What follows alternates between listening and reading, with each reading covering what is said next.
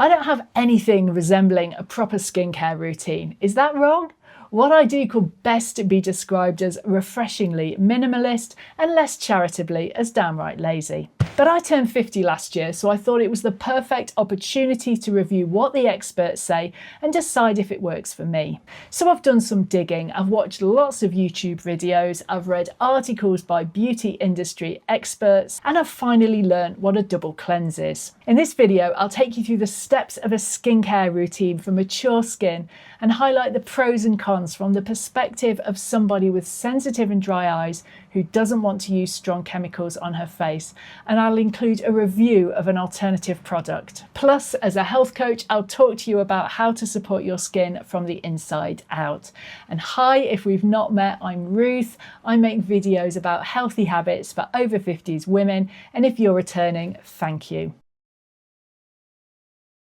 So firstly, I'm going to be brave and I'm going to get up close and personal with the camera. Now, I'm not wearing any makeup, so this is a bare face. And this is the reality of 50-year-old skin. So I've got some fine lines around my eyes. I've got some slightly deeper wrinkles there, my kind of furrowing my brow in consternation wrinkles. And I've got these quite deep creases here, which are called nasolabial folds.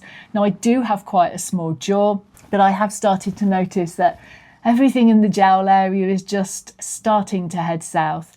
Now, I've always had quite rosy cheeks since I was small, but I've now got some freckles and signs of sun damage.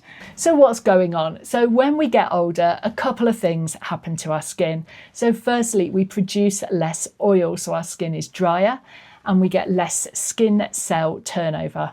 We get a decline in collagen and elastin, so our skin is less elastic and flexible. And we also get structural changes due to changes in underlying bone and muscle. So put it all together and what do you get? Dull, saggy skin, which is just great. So now that I'm putting my slightly saggy face on the internet, I thought it would be a good opportunity to explore YouTube skincare videos. Now, 3 channels I've been enjoying are Dr. Sam Ellis, secondly, Dr. Lee, who are Doctors Shah and Maxwell, and thirdly, the straight talking Dr. Dre. They all know their stuff and they've got the glowing, dewy skin to prove it, and I'll link their channels below. Now, obviously, I'm not a dermatologist, but I'm going to summarise everything I've learned about caring for mature skin for those of us who are a little bit late to the party and feeling a tad overwhelmed. Now, as we get older, our skin barrier becomes more fragile and our skin becomes dry, so cleansers need to be gentle and moisturising, and we need a light touch, so no scrubbing. Now, my current only consistent skincare routine is that I use a cleanser to clean my face morning and night, and I use this, which is Emma Hardy's Moringa Cleansing Balm. Quite expensive, but you only need a tiny bit. And I like it because it takes makeup off easily. So I massage that into my face and then remove with a clean flannel or washcloth, as my North American friends would say.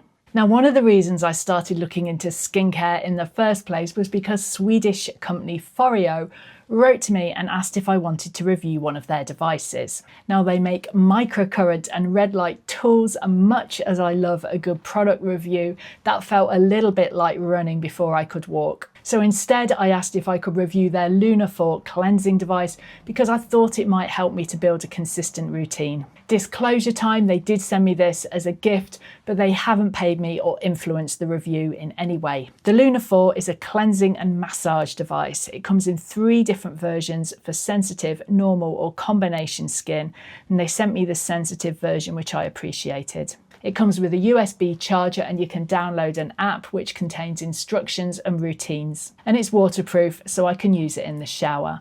Now, it has one side with these really soft silicone bristles for cleansing and then a smooth side on the back for massage. And it's really easy to keep clean because you just clean it with soap and water and leave it to air dry. It's a lot more hygienic than a flannel. They also sent me their microfoaming cleanser, so I wet my face, apply the cleanser and use the Luna 4 in circular movements. It's got sensitive, regular and deep cleanse settings, and I prefer the sensitive one, which is really gentle. For the massage feature, you apply a serum or moisturiser and glide the device in upward, outward strokes across your face. I've been using it every evening for 2 weeks and I genuinely do like it. My skin feels smoother and more refreshed. And I've noticed that my moisturiser sinks in more easily and my makeup when I wear it sits evenly. I haven't used the massager long enough to know if there's been any change, but it feels nice and that's important too. Some dermatologists say that these devices don't offer much over using your fingers. And I get that because, we've been washing ourselves with our hands since the dawn of time. But dermatologists also say that those of us with mature skin should exfoliate due to that reduced skin turnover. And they commonly recommend chemical exfoliants like the alpha hydroxy acids. And whilst it's not classed as an exfoliant, retinol will also increase skin cell turnover. And this is where my opinion differs because I don't want to be putting these strong chemicals on my face due to my sensitive and dry eyes. And I'll explain why later. So for those of us who don't want to use chemical exfoliants, this seems like a solid option to me. It cleanses, gently exfoliates, and it makes my skin feel nice, so I'm going to keep using it. And if you're interested, Foreo have given me a discount code for you to use. Now they're celebrating their birthday at the moment with several discounts on some of their best sellers, including the FAQ 202 red light LED mask, which looks pretty fancy. So you can use the code RUTH35 for 35% off, and that is site-wide and it's also stackable, so you can apply it to any products which are already discounted for extra money off. So thank you Foreo for the code and the opportunity to review the Luna 4. Now let's talk about double cleansing, and I promise you I had no idea that this was a thing, and I couldn't work out why you would want to wash your face twice unless you'd forgotten due to menopause brain fog, which I'm pretty sure I have done in the shower before now, probably many times. But it is a thing, and it kind of makes sense because it's to make sure you get all the gunk off your face, particularly if you've been wearing like long wear makeup or waterproof or sweatproof SPF. And the key is that your first cleanse should be with an oil-based cleanser to get the makeup off, and then followed by a water-based cleanser to really, clean your face thoroughly. Now, the other thing I genuinely never heard of was a water cleanse, and this makes sense as well. And this basically says that if you've washed your face thoroughly at night, and presuming you've not been sleeping in mud, you don't really need to wash it again in the morning if it has a tendency to dryness. You can just cleanse it with water. So I've been trying both of these techniques for the past couple of days. Double cleansing in the evening and water cleansing in the morning. The only thing I vary is that I use this, which is a product called Blephagel. It's designed specifically for dry eyes. It's preservative free. And that's to take the night ointment off my face, my dry eye night ointment, which tends to migrate everywhere. So as well as feeling smoother from the Luna 4, my skin also feels less dry as well. So I'm going to keep all of this up in the long term.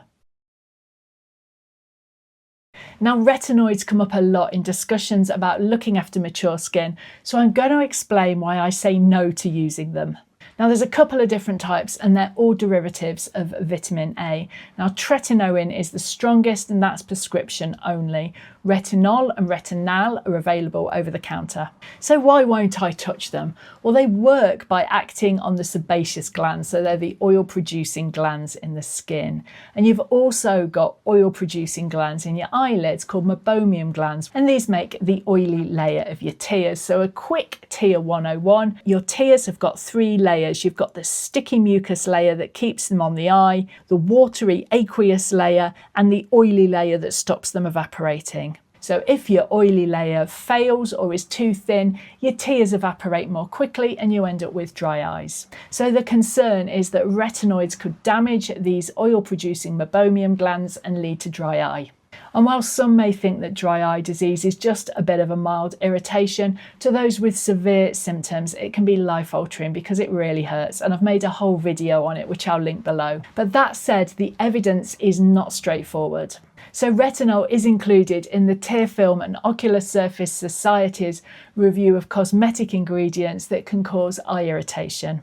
However, there are no dedicated studies looking at the use of topical retinoids and dry eye. Most of the concern, and admittedly, again, the evidence is somewhat limited, comes from the use of oral retinoids like Accutane to treat acne. Dr. Dre has a great video where she addresses this nuance and correctly points out that one of the risks for meibomian gland loss is age. But still, there are plenty of optometrists and ophthalmologists who recommend you don't use retinol products around the eye, particularly if you've got dry eyes. And through my work with the Dry Eye Charity, I do know people who developed significant dry eye disease at a young age after taking Accutane as teenagers. So for me, it's just not worth the risk. I would honestly rather have wrinkles than risk my already dry eyes getting even worse. And the same goes for other strong chemical products. I just don't want them anywhere near my peepers. If you do want to try retinoids, the dermatologists I've mentioned have got some great videos on how to use them safely. I'll link Dr. Dre's video, another really great explainer from Dr. Eye Health, and the Tear Film Society paper below if you want to look into it. Other commonly recommended ingredients are vitamin C, which is an antioxidant and possible collagen booster, although evidence is mixed. Nicotinamide, which is a form of vitamin B3, which can improve redness and pigmentation. And peptides, which may support collagen and elastin production.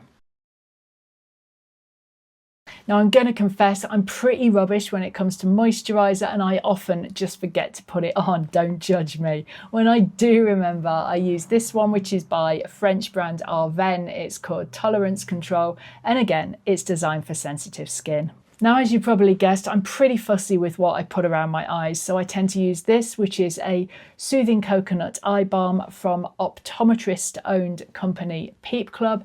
I also, at the moment, am trialling this, which is from eye care brand Optase, and this is a sensitive eye cream as well. And neither of these so far have ever irritated my eyes. Now, moisturisers range from the really basic to the really luxurious, and some ingredients to look out for are ceramides, which are lipids that help restore the skin barrier, squalene, which is a lightweight oil, and hyaluronic acid, which attracts moisture, and that's also found in eye drops. And I would suggest you don't do what I do and actually use it, because moisturiser will keep your skin supple and stop it drying out. So the number one recommendation from all of the dermatologists and the articles I've read is sun protection. And I concur, because back when I was a radiology consultant, I used to occasionally go to the skin cancer meetings, so I've seen what too much UV light can do. So there's lots of different formulations of SPF, so it's simply choosing one that works with your skin. And again, I'm using one by Arven just because it works well and it doesn't make my eyes sting, and that's SPF 50. Because I'm really pale. And yes, I do need to be more vigilant with this as well. Now, as a health coach, obviously I can't skip this bit. You can put what you like on your skin, but you've got to look after it from the inside out as well. So that means eating a balanced and varied, nutrient-dense diet, staying hydrated, going easy on the alcohol, and obviously avoiding smoking. And getting enough sleep, says she with the dark circles, because that's when the body repairs itself. Because honestly, there's no point splashing out on some 100 quid serum if you're having late nights and living on toast and wine. So start with the basics, eat well and sleep well. And finally, I firmly believe that women's faces should be allowed to age. We don't have to chase the complexion we had in our 30s. And there do appear to be some gender-based differences in ageing in the media. Men are allowed to turn into distinguished silver foxes, but we have to look young forever. And I call it BS. Now, Botox, fillers and cosmetic surgery are not for me. I like my face looking a little lived in, but if they're for you, then no judgment. Just go and see an appropriately qualified practitioner. And who knows, one day I might change my mind. However, there is absolutely nothing wrong with looking after the body we've got at the moment. So the fundamentals for skincare for older women are gentle cleansing and exfoliation, consistent moisturising, and sun protection. So I've learned quite a lot making this video, and if you have too, I'd really appreciate it if you could give it a like or a subscribe. It helps me grow my channel. And if sleep's been a challenge for you too, I'll leave a video here with 5 tips which might help, and I'll see you there.